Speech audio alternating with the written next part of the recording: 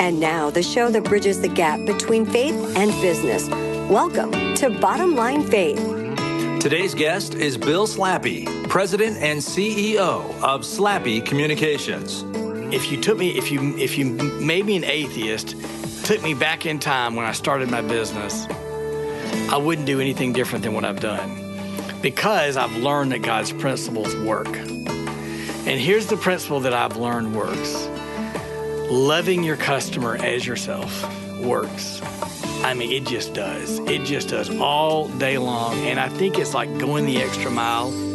Well, hello, everyone. This is Ray Hilbert, your co-host for Bottom Line Faith, and I am on the road in Birmingham, Alabama, and conducting an interview today with Bill Slappey, the CEO and President of Slappey Communications. And folks, for those of you, if this is your first time checking out Bottom Line Faith, this is the program where the analogy, the picture we like to use is where we lift the hood and tinker around in the engine of Christian leadership. And we like to hear from some of America's top Christ followers who are in business and leadership, entertainment, and those sorts of areas of expertise. And we want to learn how they lead. We want to learn how they live, how they think, how they solve problems, lessons learned, and so forth. That way, it can be an encouragement to you as a Christ follower in business and in leadership. Bill, hello, and welcome to Bottom Line Faith. Glad to be here. Well, you know, we've had a chance to chat for a few moments off air and get to know each other a little bit, and this is an amazing story, and I just want to set the stage for you started your company a number of years ago, and there's so much talk today about the only way to success or the primary way to success in America is go to school, get your 4-year degree, perhaps go on and get your graduate degree, end up in all kinds of debt, so maybe you can go out to corporate America and get a job, or maybe start a company. But there was a different path that God had in mind for you, and you started your company. But tell us a little bit of that story, how and why you started your company. Yeah, everything really started for me was gave my life to Christ and really thought that I was going to be a missionary somewhere. And I was down in Mexico, and the ironic thing, I was down there helping to build a college, and my job was to install a light switch and electrical outlet in each of the dorm rooms. And so, and as I was doing that, I got up one morning and I was praying. I just said, Lord, how do we reach these people in Mexico with the gospel? Well, if you've ever been to Mexico, there are people living beside the road in cardboard boxes. And so as I prayed, the Lord gave me a word. It's never really happened like this before. The word was communications. And I said, So I got up the next morning, prayed the same prayer, got the same word again. And it was so strong that I went, Lord, I don't know really what this means, but I'm going to get into communications business. So I was a chemical engineer at the time at Auburn University, came back from that, changed my major to electrical engineering, and the whole idea was to be in the communications business. Now, since I thought I'd be a missionary, I thought surely I'd be in Africa and I'd be in some radio TV station, an engineer helping get the gospel out.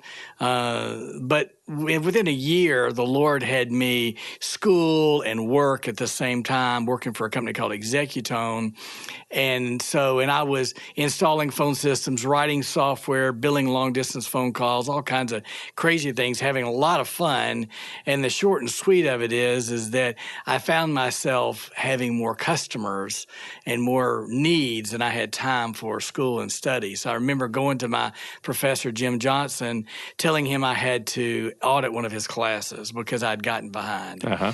And he was like, whoa, what are you doing? And when I told him, he obviously could see what was going on, and he got upset with me. And then I just was brokenhearted, and I went and laid before the Lord, and I went, God, what's going on? And the Lord opened my eyes, lifted the veil, and said, this communication. So this is before the breakup of AT&T. In June of 1983, I remember doing a pros and cons list of why I should finish my college and why I should start the business. And when I got done, on the college side of the list was all vanity. And what I needed to run this business really was all being written right then, and I had to go to seminars and get certified on products. So in June of 83, I dropped out of college with about 3.5 years of college and changed my major a couple of times, so I was behind, but that's when I started my business. in my mother's basement. So that was how it all started, with the goal of taking the gospel to the business community, because I was a missionary. So my goal was, hey, I want to be a part of taking the gospel. And the Lord just redirected that to go to the business world instead of, India or Africa. I love that story. And I love those kind of stories about God just speaking and hey, I'm just going to do this, right? I'm just going to obey and start this company. And so now you're 34 years into this. Yes. And what do you think? Is it going to work out? Well, I love it. I love it. That is fantastic. Well, take just a moment and share with our audience just briefly what it is that your company does. Okay. Slappey Communications started out, servicing, installing new phone systems, but then that's morphed so many times I can't even remember. So that's morphed into IT and data infrastructure and firewalls and cloud solutions and hosting servers and, just a host of things, and becoming a CLEC, and we have several hundred miles of fiber, so we just do it all when it comes to communications, of just meeting, our customers' needs. And that's what's really gotten us into so many things, is customers have needs, and we've said, okay, let's figure out how to solve this problem for them. And we're going to talk about business philosophy and best practices in just a few moments, because you have some very clear ones that I think are powerful and will be a blessing and an encouragement to our audience. And so the way that we talked a little bit off air, and kind of the way I perceived it, is your company, Slappey Communications, you're headquartered here in Birmingham, Alabama, but you really have a national and, in fact, international, global impact with what you do. Is that right? Yeah, and it's kind of been neat how the Lord has done that. We've gotten customers, years ago. I remember Just for Feet, one of our customers, and we did over 100 installs in every state in the country. And then as we actually, gave phone systems to missionaries, and I remember doing one for Stephen Smith down in Brazil, and we just have done all kinds of fun things with ministries. Wherever they went, we went, and we just figured it out. And now that we have, the internet and voice over IP, it's really made that just, the world is our, marketplace. Yeah, absolutely. But you really, at the core, have a heart for ministry in your business. You already shared that it really was your missions background and desire to be a missionary, serving the Lord was the foundation of the company. So talk to us a little bit about your viewpoint about how business and ministry, how does all that work, and particularly how do you try to live that out? Well, for me, it's, my life scripture is Proverbs 5 and 6. Trust in the Lord with all your heart. Do not lean upon your own understanding. In all your ways, acknowledge him, and he'll direct your steps. So I tell people all the time, I said, I only really know one thing, and all I know is acknowledge Christ in all that you do. And when I started my business, I just thought about, how do I do that? And I remember, the first thing I did was, well, how do I acknowledge Christ? Well, maybe I should have a Bible study. So we started a Bible study, and I remember I went to my employees and I said, hey, why don't I give 15 minutes and y'all give 15? So everybody came at 7:45 and we went to 8:15, and, obviously start getting paid at 8, but, that was kind of how we did that. We started, and so now, and we started having a Bible study every single day, and we did that for probably close to 15, 20 years. We got so big that we couldn't really do it in that way. So we went to then multiple Bible studies during the week and so forth. But, acknowledging Christ in the business with my employees, and later how to acknowledge Christ to our customers, and, the products that we deliver to them and our proposals. And so we just figure out, how do we acknowledge Christ in every single thing, that we do. We just try to figure that out. It's impossible to come to business with me and not get the gospel. That's neat to hear, and I know inside of that there are some challenges. So let me just for a moment put myself in the seat right now of one of our listeners who's perhaps you're listening on your phone, or you're driving along listening in your car, and you're thinking, hey, that sounds great. I think it'd be fun or neat or interesting to have a Bible study or to do ministry things in the business. But what happens if I have to fire one of those employees? What happens if it just doesn't work out? They'll just really judge me. They'll think I'm a terrible Christian. Did you ever have to face anything like that? With some teammates of yours that you're having Bible study with on Tuesday, that maybe they're just not performing well, and maybe you had to terminate them on Thursday. I'm being hypothetical, of course. What's that like?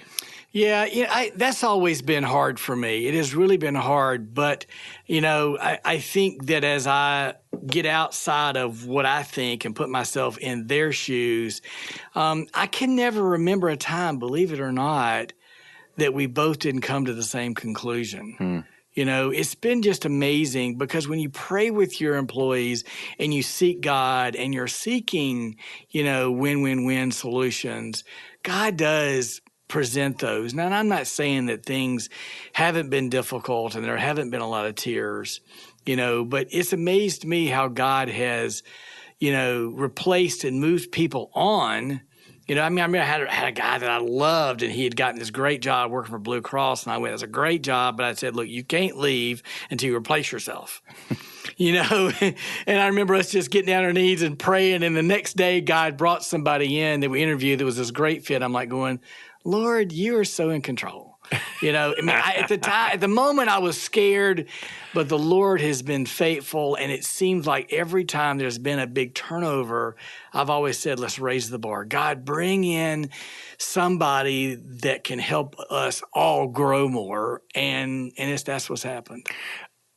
Powerful. And along those lines, I interviewed dozens and dozens, if not hundreds, of Christian business owners and leaders over the years. And in what we do in Truth at Work in our roundtables, we talk about these challenges we have with underperforming employees, bottom line. And the one thing, Bill, that we see over and over again is we tend to want to hold on to them too long. We want to just give them another chance. And the other thing we don't do is we don't communicate as clearly as we should. What I'm hearing and what you're talking about is it sounds to me like the communication lines have been open. You've been transparent with folks. And then if there are no surprises along the line, it's like God's speaking to both of you at the same time. And I'm not trying to put words in your mouth, but that's what I'm hearing. Would you say that's kind of been the way you've handled things as best you can? I think that is the most important thing in business is to set expectations. You set your customers' expectations. You set your employees' expectations. I'll give you an example. That's great. By the way. I had an employee that was late to work, consistently late to work. And this was agonizing, went on for probably a month. And I remember, letting that person go, saying, you know what? I've done all I can do. You've got to be here at this time. And remember letting that person go and hired another person. And within a month of hiring the new person, guess what? They were late to work as well. And I went, God, what's going on here? And as I sought the Lord said that I was the problem. And I went, okay, God. So I had to redefine what it was that I needed the employees to do, and they need to understand so they understood the urgency of being there at 8 o'clock. So it was a shift. So there's where you're letting your employees know at 8 o'clock we have service calls coming in, and if you're not there, then those phones are unanswered. And therefore our customers don't get the feel that we're here, the confidence that we're here for them and we can serve them. So I think whenever employees aren't performing, most of the time it has to do with they don't understand why that we're asking them to do what they're doing, and we have to tell them. I'll give you another quick story. I remember I was pushing to get a customer installed, and it was a Hillcrest Hospital. It was a big installation for us probably 15, 20 years ago. I can't remember when, but I remember as I was pushing on, it seemed like all the employees, Bill, just chill out. Why do we have to get this done? And I somehow or another couldn't articulate the importance of that. Businesses need to generate profits. Finally, I took one of my employees, John Arnold, and I brought him into the conference room, and I said, John, let me spell it out to you. July 31st is our year end. If we cut Hillcrest, we'll have the profits to make a 401k contributions. If we don't, we won't. And he said, Bill, I got this. He took me out. They worked all weekend, Saturday and Sunday. It was a great cut. Customer, still a customer today, great customer, but I had to tell him why that was so important and how that it pertained to, for me to just say, hey, we want a good year and profitable may not necessarily be the same motivation as, hey, I want to make contributions to 401k and I'm going to need these profits to do that with. I love that. And as I'm listening to that story and tying in the biblical principles of business leadership, I'm reminded when Jesus talked to his disciples and he said, look, I call you friends. I'm letting you in on the business. I'm letting you in on the inside track, right? It's not a secret to you what we're about here. And so I think that's a great leadership principle there for you as business owners and leaders, that to share not only the what, but why. Why does something need to get done? And that's what Bill's talking to us about here on as far as setting expectations. Folks, this is Ray Hilbert, your co-host of Bottom Line Faith, and we are talking with Bill Slappey, the CEO and president of Slappey Communications in Birmingham, Alabama. Bill, by the way, how can we find you on the web? SlappeyCommunications.com. And that is SLAPPEY, communications.com. And so let's kind of transition a little bit. I want to talk about, you said something a couple of moments ago about some best practices and a winning expectation for your customers, but it's beyond just a win for your customers, right? Tell me more about some of the best practices that you have implemented in leading your company. Okay, I've probably got about 3 or 4 best practices. First of all, I want to go back to this battle that we fight, okay? And the battle that we're fighting is that we want to give the best value to our customers, but remain profitable. And we also want to be merciful, but we also want to be truthful. So there's this battle, and it looks like a tightrope. If you can just imagine you're walking along the tightrope and you're putting on one arm, we're going to do it right, and the other arm is that we're going to do it on time. And you can see that we're going to struggle. And if we do it on time, we're probably going to be profitable. And if we go over time, we're probably not going to be. And so that's the struggle. Well, when I realized that my employees actually are on that different sides, I have some customers or some employees that are all about the customer, and other employees are all about the profit. And when I put this big banner on my wall, and it shows this tightrope, and it shows this balance between value and customers and then profitability, and at the top of it, it says, this is a complex problem that we have in business. All the us's and them. Sales goes and sells something. Why did you go do that? It's wrong. And da-da-da-da. All this, and ultimately speaking, the end result is the cross is the solution to this complex problem. We need each other, and we need to find that balance. So that's the most important thing I think that I do is I bring my employees into the conference room on a fairly regular basis when we have a conflict and go, let's recognize where it is, and let's embrace that the struggle is good. It's good that we struggle about maximum value for our customers, maximum value for our employees. It's also good that we struggle with profitability. We have to exist. So that's one, thing for sure. The other principle, that I love to talk about is you have to define who your customer is. And here's what a customer is for Slappey Communications. It's someone who has a problem that they need to solve that they cannot easily solve. Otherwise, we're just a commodity. That's pretty clear. Okay, they have to. So we're looking for customers that have problems. So here's what happens is, at the end of the day, it has to be win for the customer, win for Slappey Communications, win for the employees. If it's not win for your employees. Yes, okay. Win for the customer, win for the company, then they're not a customer. When a customer is asking you to do something for less than what you can afford to deliver to them, they're not a customer. So there's so much release in that when you go, you draw the line in the sand. Here's our profitability. If you, want me to do it for less, then you're not a customer. And so freeing my employees up and letting them know, and it kind of goes back to the expectations, you have to be good enough at business where you know where your profitability is. You know where your gross profit percentages is. You know how many hours a day you need to bill.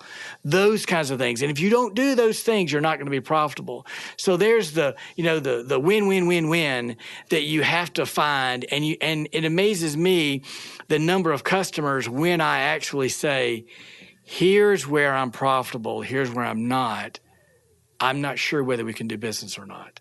It amazes me how many times the customer moves the line. They move me into profitability. We quit fighting about it.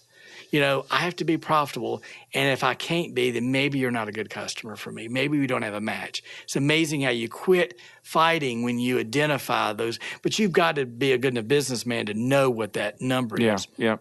The other thing as far as best practices, and I told to a men's group I was talking to this morning, I said, if you made me an atheist, took me back in time when I started my business, I wouldn't do anything different than what I've done, because I've learned that God's principles work.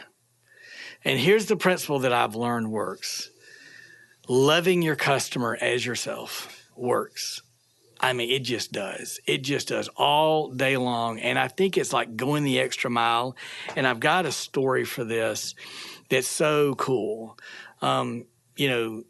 It always feels like it's the extra mile. I mean, that's just the way the gospel works. You don't share the gospel the first mile. You just don't. Customers have to see you go the extra mile.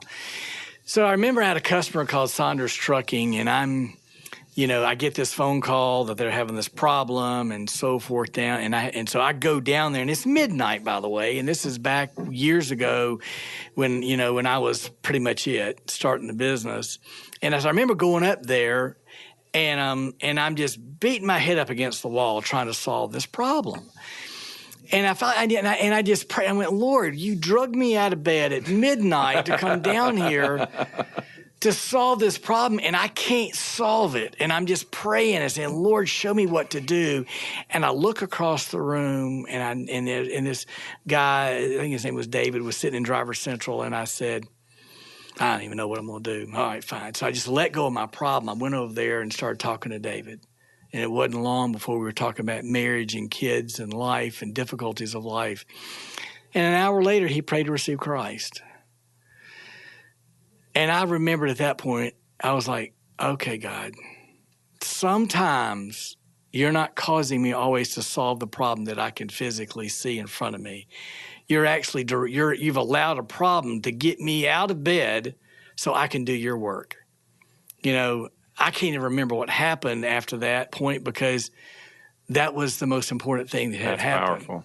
That God had gotten me out of bed and had moved me to that place. And so at that point, I just said, okay, Lord, you're in control. You have my schedule. I'll do it your way. And when there's conflict or problems, I'm going to look for the opportunity to share Christ. I love that. And it just means that God's at work, and his ways are higher than our ways, and his thoughts are higher than our thoughts. As you were talking about going that extra mile, I'm reminded from Chick-fil-A. We learned from the CEO of Chick-fil-A, Dan Cathy, their entire business model is based out of Matthew chapter 5, and they call it moving from transaction to relationship. And what they did, Bill, was their average ticket price is about $6.50 in their restaurant business. And so they went out and they studied other restaurants whose average ticket price is about $25. And they came back and said, what can we do to provide a $25 experience at a $6.50 price point? Wow. Going the extra mile. And they call that moving. So he said, that's why when you go into a Chick-fil-A, you see flowers on the table. And when it's raining, they're coming out to get that mom who's escorting their kids inside the rainstorm. They're putting an umbrella over their head and walking them in. And that's why they just go that extra mile. And that's really what you're talking about. And that's a deeply rooted biblical principle. So you said that even if you had been an atheist all these years, these biblical principles work, don't they? Regardless of whether or not we understand the source of them. Would you agree with that? Yes, amen. Believe it or not, we're getting near the end here. Man, this 30 minutes goes so quickly. I wish I had much more time with you today. Is there, well, here's a question for you, Bill. Think back, what's the biggest mistake you've made in business, and what did God teach you in it? I may have just tricked you with that one. Well, I'd have to say pride is at the root of the biggest mistakes that I've tried to be smart enough and strong enough. And so I've, learning to lay that down, before the Lord has been, just continuing to say I'm wrong. I mean, I remember one time in my company where that, I had gotten, I was behind the scenes. I was using words like stupid customer, an idiot, and I was calling frustration. Yeah. And the Lord just, all of a sudden I started to permeate through the company and went, uh-oh. So I remember pulling all the employees together, 50 employees, and I said, okay, I'm wrong. I'm sorry. We will not do this anymore. We will never call a vendor or a customer an idiot or stupid. We're taking those words out of our language. And I said, and it starts with me. And I said, and so I confessed that to the whole company. I said, I'm going to hold y'all accountable. You hold me accountable. But we're going to say we have opportunities, not problems. Okay. And so that was probably really humbling for me to just stand up there and go, because I was using bad language to describe vendors and customers that wasn't edifying. And as the word says, it was coming out of the depth of your heart, right? The word, a man's words reflect what's the depth of his heart. And so that's a great lesson learned. And I'm sure that somebody listening to this program right now needed to hear that. I know it's a good reminder for me as well. Well, Bill, we are at the tail end. And my goodness, I just have so many more questions. I've been encouraged and inspired by our conversation today. But we have a little tradition here at Bottom Line Faith. And we have a question that I call the 423 question. You were mentioning earlier your life verses out of Proverbs, right? So just right after your life verse in Proverbs 3 is this verse in Proverbs 4:23 that Solomon writes this. He says that above all else, guard your heart, for from it determines the course of your life. What comes out of your heart is what needs to be guarded. And I always take a little bit of time to explain, because we have some first-time listeners on every interview. And so I always take a little bit of time to explain that Solomon is described as the richest, wisest man to ever have lived through biblical times. And he gave us all these incredible pearls of wisdom found in the Proverbs, Ecclesiastes, and so forth. There are some biblical scholars that believe these may have been among Solomon's last words that he penned, almost his deathbed commentary, that maybe he might have gathered his family, his friends, and his loved ones, and he's gathered them around, and he's saying something like, I've given you all this wisdom, I've given you all these principles to live by. Now, above all else, I know all that's good stuff, but above all else, guard your heart, right? So Bill, let's just turn the clock forward. We don't know when that day will come for any of us, but let's say it's at the end of your time, this side of eternity, and you have an opportunity to gather your family, your friends, your loved ones, the people who are most precious to you, and you get a chance to give your above all else advice. So Bill, above all else. Well, this is a verse that I have memorized. Okay, and I love that. But to me, above all else would be acknowledge Christ in all that you do. For me, acknowledging Christ protects me. For me, acknowledging Christ directs me. As I acknowledge Christ, I love on people and I do things that I wouldn't normally do. So as I ponder that question, how do I acknowledge Christ? Because when I made this my life verse, I remember the last part was, and he will direct your steps. So I said, well, I have no idea where I'm going, what I'm doing. If God will direct my steps and all I have to do is acknowledge him, done. Deal. I made a deal with God. I will acknowledge you in all that I do and let him worry about where I go. So Bill's advice to us is, above all else, acknowledge Christ in all we do. Well, folks, this has been another incredible edition of the Bottom Line Faith program. I am your co-host, Ray Hilbert. Of course, you can learn more about Bottom Line Faith and listen to our other interviews at bottomlinefaith.org. Also, if you're a Christ follower in business and you're interested in tools and resources and encouragement about what that can look like to be a Christ follower in your company, perhaps you may even have interest in learning more about our Truth at Work Roundtable programs, check out our website at truthatwork.org. That's truthatwork.org. So, Bill, as we wind up, any closing words that you'd like to share with our audience? This has been incredibly fun today. Have fun. Just serve the Lord with fun and find the fun in everything that you do, because to me, sharing Christ, acknowledging Christ, helping people in their businesses, helping families is a lot of fun. And so that's what I would say. Look for the fun in what God is doing in and through you. Bottom Line Faith is a production of Truth at Work. If you'd like to subscribe to our mailing list to be notified of new episodes, just enter your email address on our website, bottomlinefaith.org. Download and subscribe through iTunes, Google Play, Stitcher, and SoundCloud. And you can download and listen to every Bottom Line Faith episode at bottomlinefaith.org.